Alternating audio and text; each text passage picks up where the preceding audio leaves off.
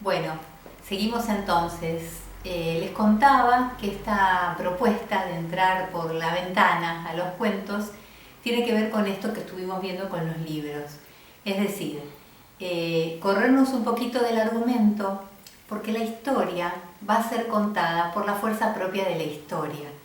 Y sí, hacer hincapié en ese cómo, que está todo junto, simplemente lo separamos o hacemos foco para poder trabajarlo.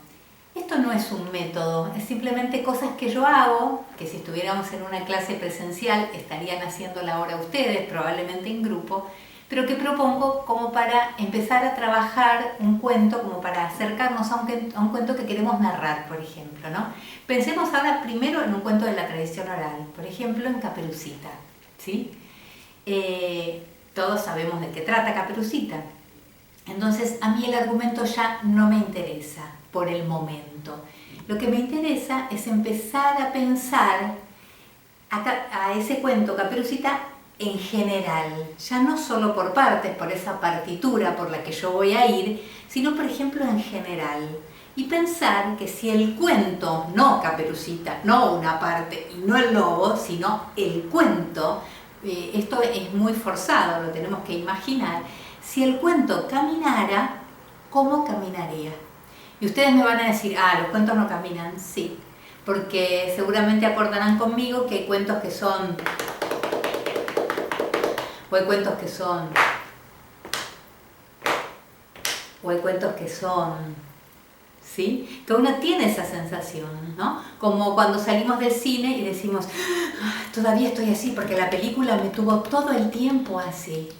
O no, o me llevó a otro lugar, o me aburrió, ¿sí? Entonces, podemos imaginar forzadamente si ese cuento, el de la Caperucita Roja, caminara como caminaría, por ejemplo. Es un cuento que, salvo algún momento, no tiene grandes cosas, entonces podría, en realidad, como ser un poco así, marchar al mismo paso que Caperucita marchando por el bosque. Esto me va a dar un ritmo, que puedo hacerlo así. Ese podría ser. Cenicienta no sé si sería un cuento así. Quizás Cenicienta estaría más dado por, primero, todas las cosas que ella tiene que hacer y limpiar, y después por ese baile, y después por la pérdida del zapato, y después no sería el mismo ritmo. Pinocho ni hablar, ¿no? Que no es un cuento de tradición, sino que es un cuento de autor, pero que ya está en todos nosotros como si fuera de la tradición. Entonces, aunque es algo forzado, es una invitación a pensar, también si es un cuento de autor, por ejemplo, si el cuento caminaría, ¿cómo lo haría? Entonces ahí nos acercamos al ritmo que tiene el cuento. Otra cosa que podemos pensar es que si el cuento fuera una melodía, ¿sí? No tuviera una melodía, si fuera, ¿qué melodía sería? ¿Sí? Entonces, una melodía que existe o una que le invento, por ejemplo. ¿Qué melodía tendría Caperucita? No sé, se los dejo pensando. También empezar a pensar qué sonidos hay en el cuento. Aunque quizás yo no los haga nunca, pero por ejemplo, ¿qué sonidos hay en el cuento de Caperucita? Seguro la voz de la madre, en principio, mientras preparan la canasta. Después quizá podrían ser las hojas que ella pisa en el bosque, el ruido sobre la tierra. Después el lobo. ¿Cómo sería la voz del lobo? ¿El lobo gruñiría o no gruñiría, por ejemplo? Aunque después no lo use, imagino, ¿cómo sería la voz de ella? ¿Ella canta cuando busca las flores? ¿O no? ¿Hay ruido de viento en el bosque? ¿Cómo sería cuando llega a la casa? Ella abre la puerta, ¿qué sonidos hay? Ahí está el lobo, ya vestido de abuela. Es decir, ¿qué sonidos habitan el cuento, aunque no estén y aunque yo no los haga? Pensar esto lo empieza a rellenar, ¿sí? Ya me voy un poquito de la trama, no me alejo nunca de la trama, pero empiezo a pensar en esas cosas. Si fuera un color, ¿qué color sería? ¿Sería todo rojo? Puede ser. Entonces, un ritmo, una forma de caminar, una melodía, qué colores, qué voces, qué sonidos, lo habitarían. Todo eso me hacen pensarlo de otra manera. Me hacen pensarlo con un registro más parecido a lo poético, en el sentido de que algo se puede oler, se puede tocar, se puede conocer de muchas maneras, no solo con el entendimiento, sino que yo lo puedo conocer de otra manera, ¿sí? ¿Qué palabras son importantes en el cuento? Seguro que canasta, ¿sí? Después, bosque podría ser, canasta, bosque, desvío, lobo, diente, abuela, cazador. Y entonces yo también empiezo a armar, como sería quizás suena muy pretencioso, pero es así como un campo semántico de todo lo que va armando ese cuento, ¿sí? Miren esto es un poema, pero a mí me gusta hacer este juego, por ejemplo, ¿no? Uy, justo lo tenía marcado y ahora se me fue. Acá está. Es un poema que se llama Pajaritos, es de Mirta Goldberg y dice: pajarita picotera, pico rama, pico vuela, pajarito pico nido, pico trino que aletea, pico pluma, pajarito, pico aire y pico tierra, abre pico para el sol, pico duermen las estrellas, libre pico, pajaritos, libre viaje, pico dónde, pico cuándo, no se sabe. Fíjense cómo se arma el poema con pocas palabras y con un juego entre pajarita, picotera, pico, vuela, pico, nido, pico, trino.